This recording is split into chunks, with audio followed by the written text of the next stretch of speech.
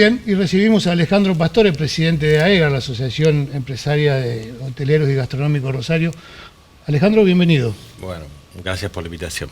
Alejandro, estaba transcurriendo un fin de semana largo y donde ya el derrame, los cálculos están estableciendo de 4.500 millones de pesos del derrame que es el turismo y la gastronomía en Rosario.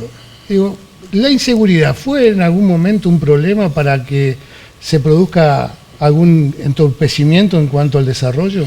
Sí, porque afecta a la reputación de la ciudad.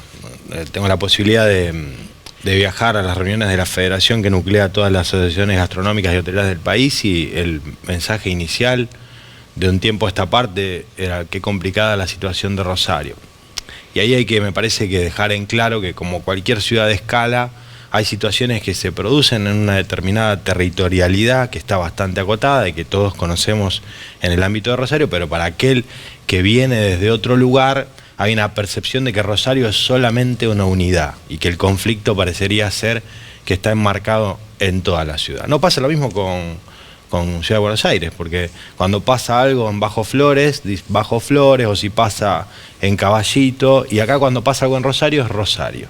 Entonces eso genera un problema de reputación complejo, lo generó y en el que hubo que trabajar, prácticamente transmitiendo esta idea de que nuestra ciudad dolorosamente tiene muchas caras, ¿no? Tiene zonas de conflictividad, con mayor nivel de marginalidad, y después hay una zona que es turística, que es donde transcurre la habitualidad de aquellos que nos visitan, y que es una zona que es segura, indefectiblemente segura, y que tiene que ver con toda la zona central, más zona de parques, más atractivos culturales y todo lo que la ciudad tiene instalado, y que presenta, bueno, una presencia de fuerzas federales, una presencia de fuerzas provinciales, de fuerzas municipales, que aquellos que nos visitan a encontrarse con ese contexto te dicen, la verdad que vine con una idea y me voy con otra completamente distinta. Esta es una ciudad como la mía, donde pasarán cosas, pero no pasan donde el turista se acerca. Más allá de los fines de semana largos, que evidentemente los números son distintos, ¿cómo ha influido esta situación económica en la hotelería y la gastronomía el día a día? En lo referido a la crisis económica, bueno, de una manera muy compleja, ¿no? Porque digamos, no hay certidumbre, estamos probablemente en el peor momento. Nosotros no somos formadores de precios, esa es la realidad, sobre todo en gastronomía, donde uno tiene una infinidad de insumos que los definen otras variables de la comercialización, y a partir de toda esa cadena de valor hay que construir un precio al público sin asustarlo. Entonces, con la escasa rentabilidad que aún queda, hay que tratar de absorber parte de esos incrementos y trasladarlos a un precio final de una manera lo más suave posible, ¿no? Eso nos implica generalmente pérdidas mes a mes, porque la diferencia en las listas de precios se produce semanalmente, incluso en momentos álgidos, cuando hay un corrimiento de precio del dólar y demás. Prácticamente cada 2 o 3 días tenés cambios, y modificar una carta de un negocio gastronómico tiene una complejidad enorme, porque la construcción del precio de cada insumo depende por lo general de la construcción de una receta previa, y a partir de ahí la incidencia en cada uno de los insumos que construyen ese costo. Todo eso hay que transferirlo a una carta que se puede cambiar con suerte una vez por mes, porque aparte hay una cuestión operativa, de modificación de sistemas, más lo que tiene que ver con los sistemas de delivery, que hoy son asociados, que se llevan una gran parte, ¿no? Porque tienen comisiones altísimas, pero son asociados a la comercialización del negocio casi obligatorios. Entonces, durante ese periodo, desde que el proveedor incrementa sus precios de venta, nosotros recibimos esa mercadería, esos insumos, y lo transferimos al público, hay un momento donde se pierde puntos de rentabilidad. Entonces, y lo que hay que tratar es no desalentar el consumo, que ya de por sí está golpeado, porque la pérdida de poder adquisitivo de cada uno de nosotros es notoria mes a mes. Y la gastronomía termina siendo en muchos de los casos una opción, digamos, no es un bien o un servicio que uno consuma dentro del marco de la primera necesidad. Primero hay que resolver obligaciones, hay que resolver cuestiones estructurales que tienen que ver con la vida familiar de cada uno, y después, si queda algo, lo vamos a destinar al esparcimiento, al ocio, al encuentro. Hay un sector, de todas maneras, que es un sector, te diría, que está seteado en los 20 y los 30, que tiene una conducta distinta, donde probablemente por la pérdida, te diría, de ese concepto de un mañana mejor que la gente de mi generación tenía inculcado, o la posibilidad de adquirir bienes de capital como una casa, un auto.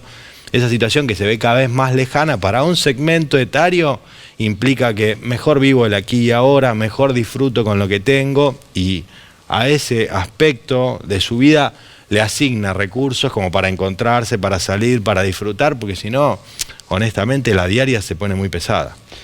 ¿Cómo es el tema de la convivencia con los sectores, con el entorno, digo, de los grandes aglomerados que tienen que ver con la gastronomía, como por ejemplo Pellegrini, Pichincha?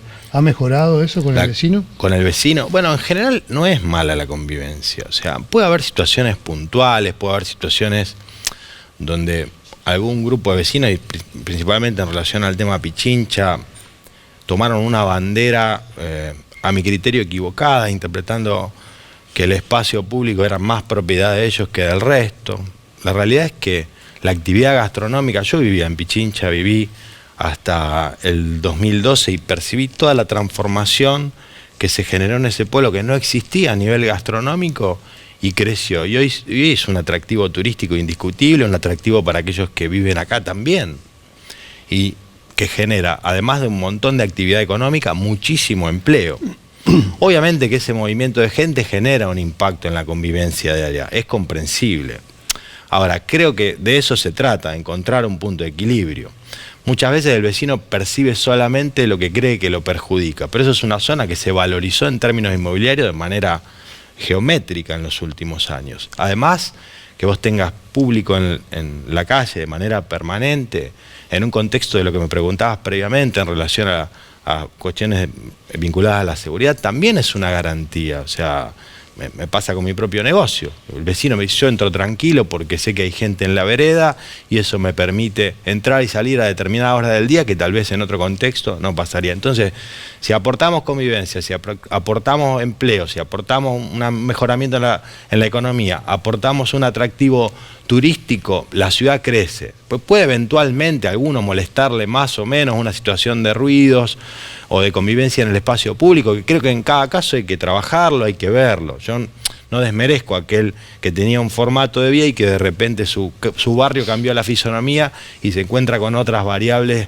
sobre las que tiene que enfrentarse. Pero creo que el balance es muy positivo. Indiscutiblemente Pichincha, a partir de su crecimiento, hoy es un espacio mucho más atractivo del que era hace 15 años atrás. Y ni hablemos de lo que genera, insisto, en términos económicos, de derrame para la ciudad, de oferta turística y sobre todo de empleo. Cualquier negocio, por más mínima escala que tenga en gastronomía, necesita entre 7 y 8 personas para funcionar. Totalmente distinto a muchos otros rubros que tal vez con 1 o 2 personas resuelven. Entonces, la gastronomía tiene una incidencia altísima de empleo en relación a su facturación. Y eso moviliza muchísimo de la sociedad y sobre todo el primer empleo. El otro día se manifestaron en torno al turismo de fe, con la idea de que Leda pueda atender los fines de semana en lugar de los martes, también para contribuir al funcionamiento del turismo receptivo en Rosario. ¿Cuál es tu mirada sobre el tema? Bueno, el turismo de fe, incluso la propia federación que nos nuclea, lo pone como un foco que moviliza visitantes en todo el país. A punto tal de que compiló un libro enorme donde está indexado cada uno de los espacios que se transformaron en lugares de visita a partir de una situación de fe, o un santo, o eventualmente una determinada iglesia, o en este caso un fenómeno como el de Leda, ¿no? Nuestra mirada es, primero, muy positiva en relación a lo que está ocurriendo, ¿no? Porque hablábamos de la reputación de la ciudad, una ciudad con complicaciones en ese aspecto, que de repente hoy Rosario esté asociada al tema de la fe, a la posibilidad de sanar, a la esperanza, a la expectativa, nos parece como mensaje simbólico absolutamente contundente, ¿no? Entre eso y la discusión de ser una ciudad violenta, por supuesto que esto suma y suma muchísimo. Ahora, desde una mirada de cuánto ese volumen de público que se estima en más de 10.000 personas por martes impacta en el resto de la ciudad, creo que el martes es un día que genera una limitación. Mucha gente el martes tal vez se lo toma, pidió una licencia laboral, hace una escapada. En muchos casos vemos que hay actividades de tours que vienen desde Santiago del Estero, Entre Ríos, Córdoba, San Luis. Basta con recorrer redes sociales para encontrarnos la diversidad enorme de tours que vienen los martes, pero vienen, aguardan, están dentro de la oración, de Leda, de la misa, y después retornan a su lugar de origen. Nuestra postura no es tanto sábados, es una postura más del sindicato. Nosotros después de un par de reuniones transmitimos que probablemente el mejor día sea un jueves o eventualmente un viernes, porque no coincide con la actividad del predio, donde tal vez hay eventos musicales o juegan Newells, entonces eso genera tal vez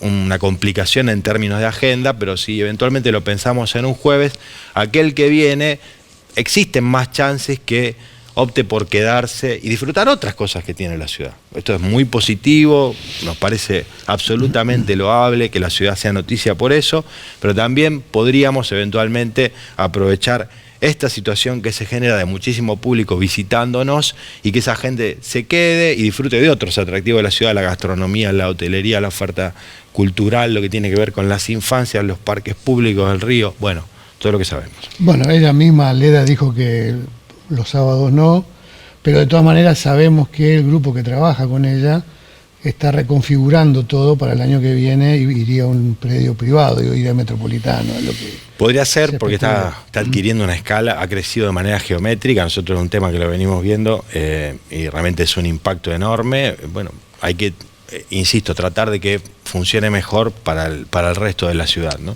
Alejandro, muchísimas gracias. Un no, gusto. por favor, Gracias. un gusto poder venir. Seguimos en Hora Política.